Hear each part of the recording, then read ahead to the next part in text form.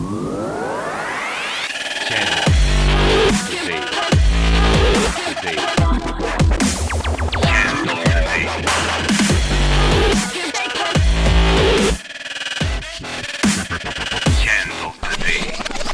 day.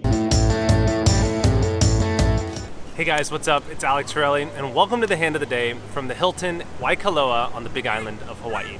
Super beautiful here, and brought you an awesome hand from Phil Hellmuth from this beautiful location. So check this out. This hand comes from the 2012 European World Series of Poker main event final table. 4 players left, a ton at stake, and that's really important to keep in mind how hard it is to play these huge hands when there's 4 people left, because everybody has so much incentive to be tighter to stay in the tournament and allow other people to bust. So huge hand here comes up where under the gun opens to 100K. I think the blinds are 25, 50K or 20K, 40K, not really sure. And the button now goes to, I'm not sure if he goes to call, it's kind of unclear by the video. He either goes to call or he's unsure that there was an open in front of him and he goes to make a standard open himself. But because he raises too small, it's sort of like a half a raise, but it gets ruled as a min raise. So this changes a lot about what hands this guy has, because it's clear that he was made some sort of mistake about the action that happened. So more likely than not, I think he intended to raise himself on the button, unaware that there was a raise in front of him. That was sort of my read on the situation. I could be wrong, but either way, I think the key point to keep in mind here is that the hands that this guy can have are much more and much wider than what you would expect him to have normally. So just because he 3-bet here pre-flop doesn't mean that he necessarily has a strong hand, because it's clear he got the action wrong in some capacity, right? So what I would do in this spot is just assume that he has any hand that he would raise with on the button, which of course are many. On to Phil Hellmuth in the small blind, who has a pretty tough, awkward sort of decision. He's calling 150K here out of position against 2 people, and if he just calls, he could still get 4-bet by the original opener. Not an easy spot with 2 jacks. I would go ahead and 4-bet here probably, but it's kind of an awkward spot. He decides to call. He has great reading ability, really good post-flop skills, so it's okay to do that out of position if you're confident in the situation, and it's possible that he got a read on his opponent pre-flop and kind of knew where his opponent was at, where his opponent didn't really know what he was doing.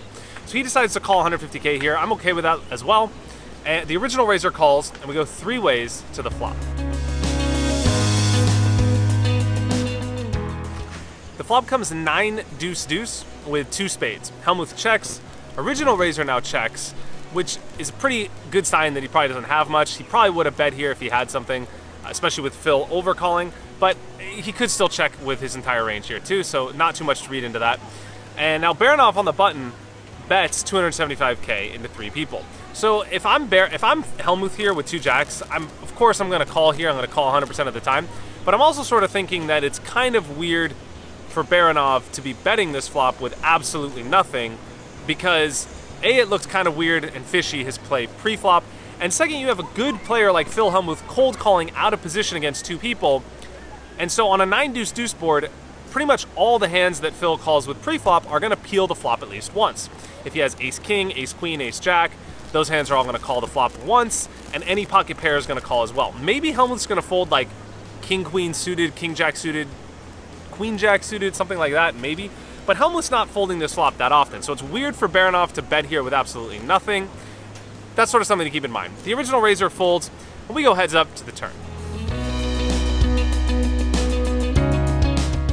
The turn comes a queen of diamonds. Hellmuth, of course, checks, totally standard. He's going to be checking here 100% of the time. And now Baronoff decides to bet 500,000, which is a little under half the pot. So here Baronoff is basically hoping, assuming he's bluffing, he's hoping that Hellmuth is going to fold some of the weaker hands that he called the flop with. Well, in order for his bluff to work, Hellmuth has to fold not too often because he only bet half the pot, but at the same time he has to fold a decent part of his range in order for this bet to be profitable. So I'm not too in love with Baronoff's bet, because if you think about the hands that Hellmuth could have on the flop that called, and then which hands get to the turn, there's not that many that Hellmuth's going to fold. Any hand with a queen in it, like ace queen, king queen, of course is going to call the turn again. And any pocket pair, of course if he has aces or kings or queens, he's obviously going to call the turn. But even jacks or tens are the only other pairs that he can really have here, and those are probably going to call the turn one more time for a half pot bet size. So I'm not sure that this bet accomplishes that much, other than hoping that Hellmuth would fold something like ace-king, but he might even call with that as well. So I'm not, like, if I'm Hellmuth here, I'm gonna call 100% of the time with 2 jacks. I'm not loving it just because this bet is so weird, and my opponent shouldn't really be bluffing because I'm never really folding. So it's kind of this weird catch-22 spot, and I don't really know what to make of it because I don't know exactly what level Baronov's thinking on. But these are some of the things that I'm considering if I'm Hellmuth in this spot with 2 jacks. That being said, check call, totally standard with 2 jacks. I'm fine with that if I'm Hellmuth. Let's see what's up on the river.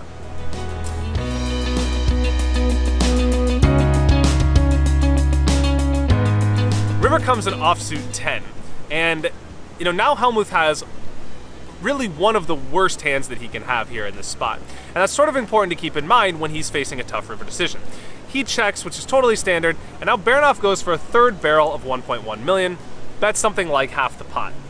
And now Hellmuth has a really tough decision here, right? Baronov is basically selling that he definitely has 2 jacks beat, but he's basically saying he has something like, maybe the worst hand he could have is something like king-queen or better. Maybe he has king-queen, maybe ace-queen, maybe not, because he might check the turn sometimes with those, and he might check the river sometimes with those, because even if you have king-queen here and you're Baronov, what are you hoping to get called with? I mean, Hellmuth cold called out of the small blind and check called 2 streets.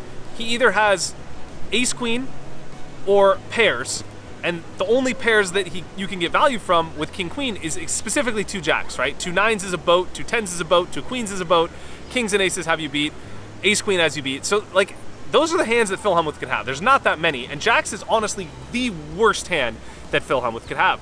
So if I'm Phil and I'm facing this bet, from a theory standpoint, you're supposed to fold, right? Otherwise, you're going to be too exploitable. You shouldn't be calling with 100% of your hands in any one spot. Otherwise, you're just going to be calling too often. That being said, it's like one of those spots where Baronov is repping very, very few hands, right? He's basically repping something like a strong top pair or better, most likely an overpair, possibly a straight or some 2-pair combo. So he's not really repping that much, and given the odd action pre-flop, I'm inclined to think that his pre-flop hand range is so wide and all the flush draws missed that he could be up to something in bluffing, even though he's maybe not supposed to be. It also doesn't look like Hellmuth has an absolute monster like aces or kings based on how fast he called pre-flop, and on the flop he probably would have thought a little bit differently with those, or queens full. So basically, I think Baronov's worried that Hellmuth has something like 10s full, maybe 9s full. Otherwise, he has maybe queens full. Otherwise, Hellmuth has something like jacks, or maybe a weak top pair type of hand. So maybe Baronov's trying to get him to fold. Maybe Baronov just doesn't have he's not thinking on this level. Maybe he just can't win the pot, he missed his draw, and he's going for it guns blazing because Hellmuth didn't show a ton of strength in this hand. So in these spots, I mean, it's really hard to know exactly what level your opponent's thinking on, and you don't really have that much history with what to do in these sorts of situations. So if you look at it from a survival standpoint, it's a really tough call for Hellmuth because if he calls and loses, he might risk busting in 4th, whereas if he folds, he could almost definitely move up the pay money ladder and get 3rd or even 2nd.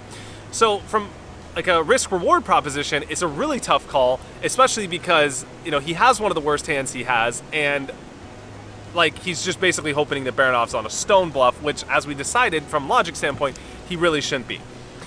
Hellmuth tanks for a bit, ends up calling. Give a ton of credit to Phil Hellmuth here for making a huge hero call, being right, having a great read on his opponent, and doing it at a time in the tournament where there's absolutely so much at stake. So I think it's easy to like look at this hand and just be like, oh, well, the guy had 8-6 offsuit, he was bluffing, clear call.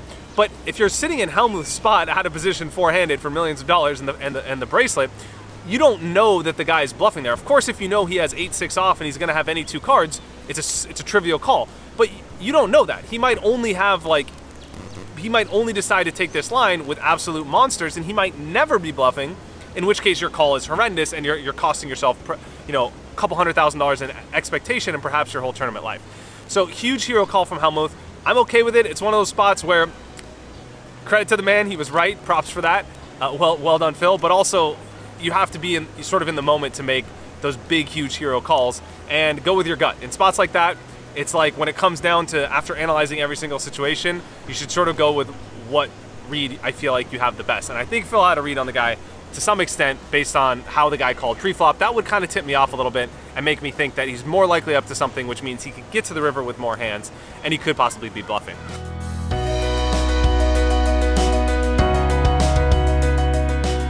So really interesting hand, a lot to analyze from a game theory standpoint and a live read and exploitative standpoint. I hope you took something from it. If you like this video, please share it with someone you think would benefit. It helps me grow the channel, helps me produce more awesome content for you guys, and click that little like and subscribe button. Appreciate it. Leave me your thoughts in a comment below, and I'll see you guys next time on The Hand of the Day.